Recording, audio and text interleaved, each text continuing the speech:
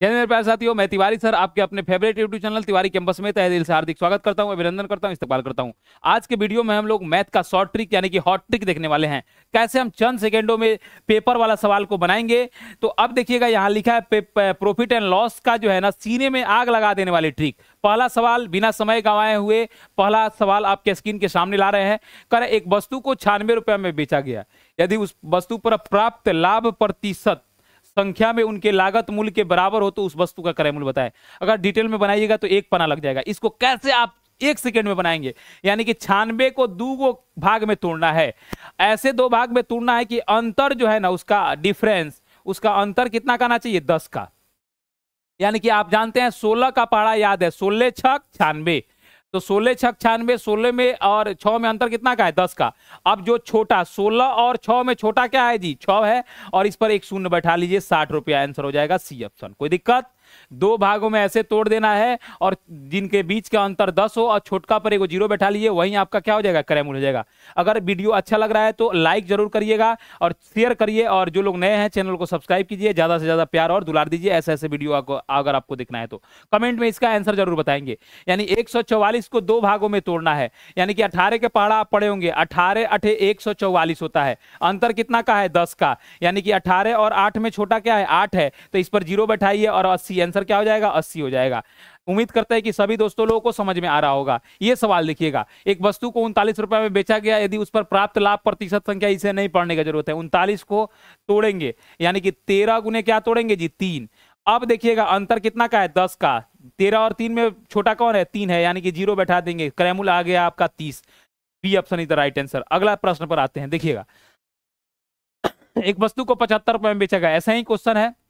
75 को 2 भागों में तोड़िए, 15 गुने 5, अंतर कितना का है, 10 का। छोटा क्या है, 5 है, 50, तो आंसर आपका क्रय मूल्य कितना हो गया, 50 हो गया। उम्मीद करते हैं कि सभी लोगों को चीजें समझ में आ रही होगी। ये देखिए, एक व्यापारी ने 2 बैल को इतना रुपया में बेचता है और उन पर ना लाभ और ना हानि कमाता है। उसने एक बैल को इतना लाभ पर बेच दिया, तो दूसरे को कितने प्रतिशत हानि पर बेचा होगा। यानी कि 2 बैल खरीदा, नो प्रॉफिट नो लॉस हुआ, यानी कि पहले बैल को बेचने पर जो लाभ कमाया होगा, दूसरे पर क्या किया होगा, गंवा दिया हो गया। यानी कि 16 सही 2/3% का वैल्यू होता है। एक बार ऐसे और एक बार ऐसे कर देना है, यानी 1 बटा क्या होता है, 6। तो यानी कि उसने लाभ पर ना बेचा, यानी कि 6 में खरीदा 7 में बेचा, 6 में खरीदा 7 में बेचा, यानी 1 रुपया के लाभ कमा के बेचा होगा। लेकिन अब की बार जो है ना, अगर 7 में बेचा होगा तो 1 का क्या किया होगा, लॉस। यानी कि यहां प्रॉफिट कमाया, यहां क्या कमाया है, यहां अगर प्रॉफिट कमा रहा है तो आगे चल के क्या किया होगा, लॉस। यानी कि 7 में बेचने पर 1 का लॉस हुआ है, यानी कि खरीदा कितना में होगा, 8 में खरीदा होगा।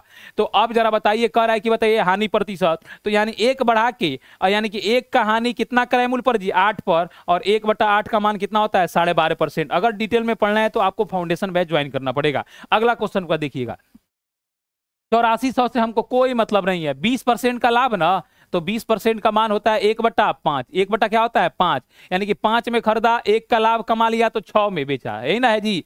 यानी कि 6 में तब भी 1 का हानि किया होगा, तो कितना में खरीदा होगा, 7 में। यानी कि 1 बटा सीधे लिखेंगे 7, और 1/7 का मान होता है 14 सही 2/7% हानि पर बेच दिया है ना। अगला प्रश्न पर रुक करते हैं। देखिएगा, इस सवाल का जल्दी से आंसर बताइए, इससे कोई मतलब आपको नहीं रखना है।